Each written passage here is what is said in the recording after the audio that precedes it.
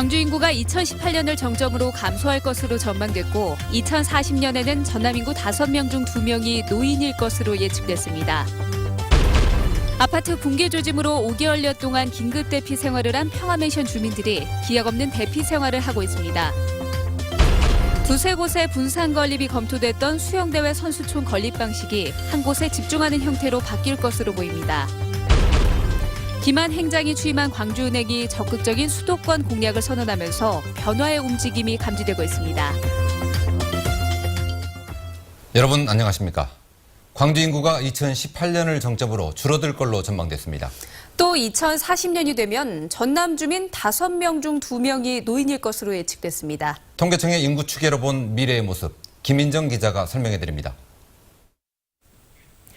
지난해 말을 기준으로 광주의 인구는 151만 4천 명이었습니다. 이 인구는 2018년까지는 계속 늘어나지만 그래봐야 151만 8천 명입니다.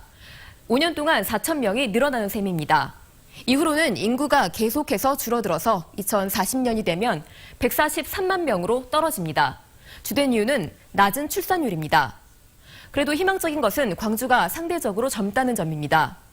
전체 인구 가운데 중앙에 있는 사람의 나이를 중위 연령이라고 하는데 2013년을 기준으로 볼 때 광주는 37세로 가장 젊습니다. 2040년에는 이 중위 연령이 49.4세까지 올라가지만 그래도 세종 다음으로 낮습니다. 반면 전남은 중위 연령이 2013년에는 45.2세로 높고 그리고 2040년에도 59.4세로 전국에서 가장 높습니다. 또 65세 이상 노인 인구 비율이 2013년에 21.3% 그리고 2040년에는 41.4%로 2배 가까이 올라갑니다. 다시 말하면 2040년에는 전남에 사는 사람 5명 가운데 2명이 노인이라는 얘기입니다. 미래의 인구는 정책을 수립하고 또 결정하는 데 참고 자료가 됩니다. 그동안 교통수요 예측이나 고령화 대비 등에서 나타난 정책의 실패를 되풀이하지 않으려면 꼼꼼히 챙겨보고 또 대비할 필요가 있어 보입니다. MBC 뉴스 김인정입니다. 141일. 붕괴 조짐 때문에 긴급 대피한 평화맨션 주민들이 집 밖에서 생활한 기간입니다. 그동안 계절이 2번 바뀌었지만 언제 돌아갈 수 있을지, 아니 돌아갈 수는 있을지 아무런 기약이 없습니다. 오늘 주민들이 시장을 만났다는데 뾰족한 수가 나왔을까요? 송정은 기자입니다. 5달째 출입이 통제되고 있는 아파트. 폴리스라인 속 버려진 아파트 안에선 오래된 우편물만 주인을 기다리고 있습니다. 지난 7월 이후 고지서도 못 챙기고 집에서 나와야 했던 평화맨션 주민 60세대는 원룸과 친척집에 뿔뿔이 흩어져 있습니다. 지난 10월 특별 재난구역 선포가 불가능하다는 정부 결정 뒤엔 누군가 도와줄까 하는 희망조차 사라졌습니다. 이거 2년 후에 들어간다, 3년 후에 들어간다면 우리가 딱 그걸 참아야죠. 긍정적으로 생각하고 이거 할 수 없는 것이기도 참는데 기한이 없이 지금 언제 들어가냐고 그러니까 지금 아무 희망이 없어진 것 같아요. 아직 긴급 퇴거 명령은 없었지만 안전점검에서 최하위가 나온 압동 역시 하나둘 썰물처럼 빠져나가는 이웃을 보며 남은 사람들은 불안에 떨고 있습니다. 안정이 안 돼갖고 놈은 저라고 나가는데 지었을거나 놈도 나갈 때 저런 고생을 할 거인데 우리는 나가도 못하고 지었을거나. 한편 5달째 대피 생활을 하고 있는 주민들은 시청 공무원들을 만나 지원 대책에 대해 논의했습니다. 이들을 도울 법적 근거가 부족해 골머리를 앓고 있는 시청은 광주시 재난기금 등을 이용해 전세자금 등을 더 지원하겠다고 밝혔습니다.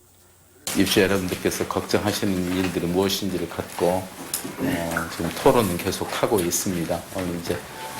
현실적으로 재건축이 해법이지만 재건축이 가능할지도 알 수 없고 된다 해도 대부분의 주민이 고액의 자부담금을 감당하기는 힘든 상황. 한겨울 추위 속 집으로 돌아갈 수도 집을 버릴 수도 없는 주민들은 조금 더 확실한 대책을 기다리고 있습니다. MBC 뉴스 송정근입니다. 광주시가 수영대회 선수촌을 한 곳에 집중해서 건립하는 쪽으로 가닥을 잡았습니다. 후보지 기준도 공개했습니다. 보도에 정용욱 기자입니다.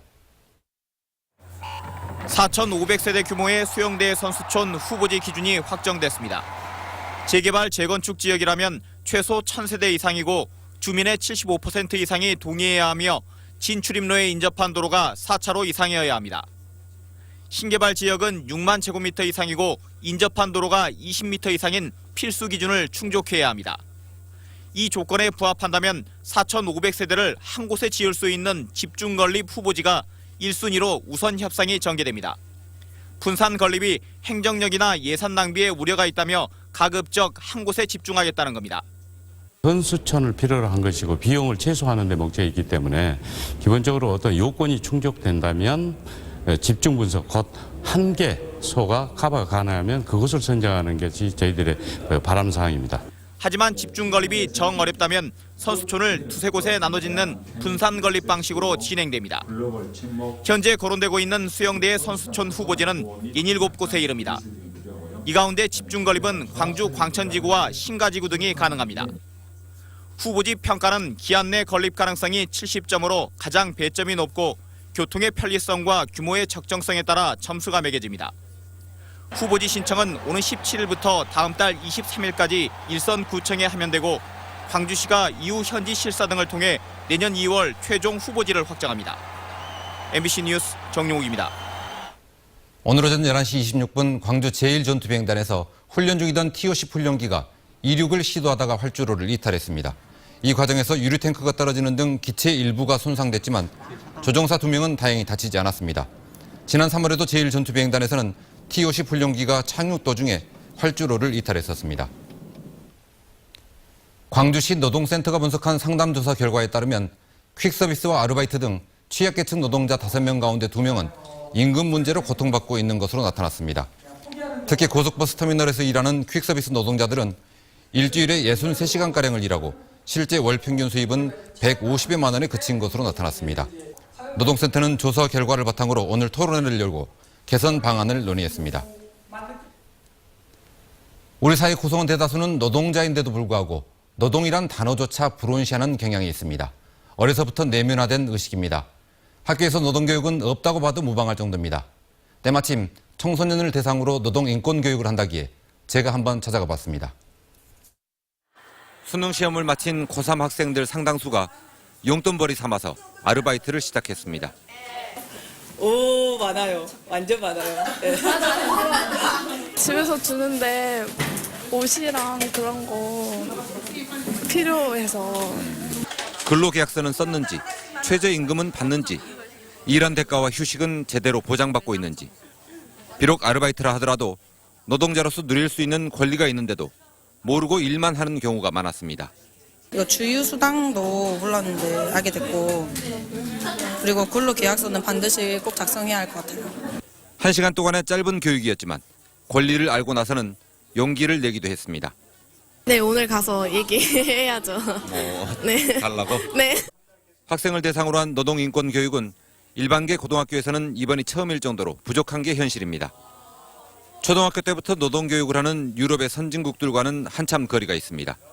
학생들이 앞으로 이 민주시민으로서 잘 성장할 수 있도록 앞으로 이런 노동에 관련된 교육도 종교교육과정으로 들어가야 될 것이고, 광주시 교육청은 인정교과서를 만들어서 내년부터 일선 학교에 배포하기로 했고, 일하다가 부당한 대우를 받을 때는 안심알바신고센터에 문의하거나 상담을 신청하라고 당부했습니다. MBC 뉴스 윤문수입니다. 광주FC 지원 문제를 놓고 광주시의회에서는 하루 종일 난타전이 벌어졌습니다.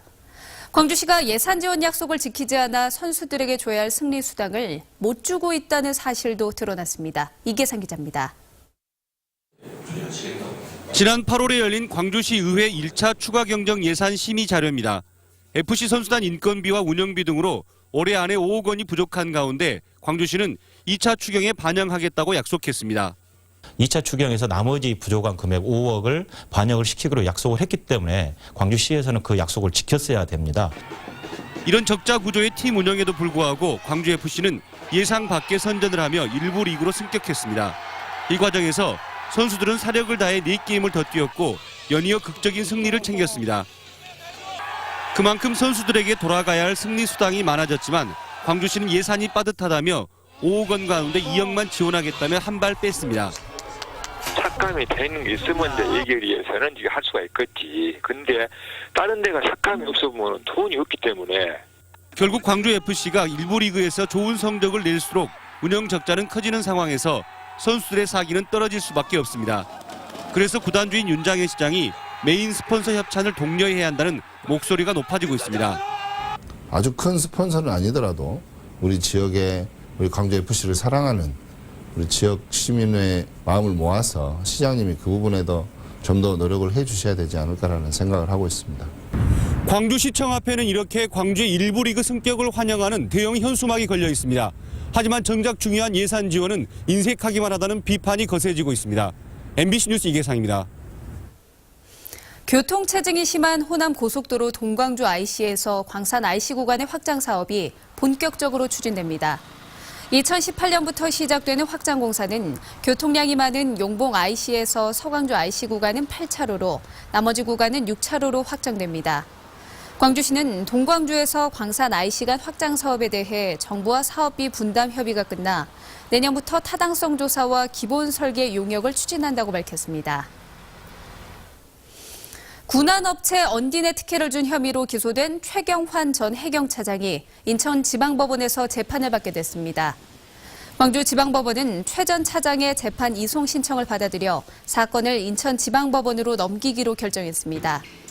또 광주에서 재판을 받은 것은 관할 위반이라는 해경 간부 2명의 주장도 받아들였습니다. 검찰은 관할 위반에 대해서는 즉각 항소하겠다고 밝혔습니다. 아내를 살해한 혐의를 받고 있는 남편이 장례 도중 사라진 뒤 2달째 연락이 두절돼 경찰이 추적하고 있습니다.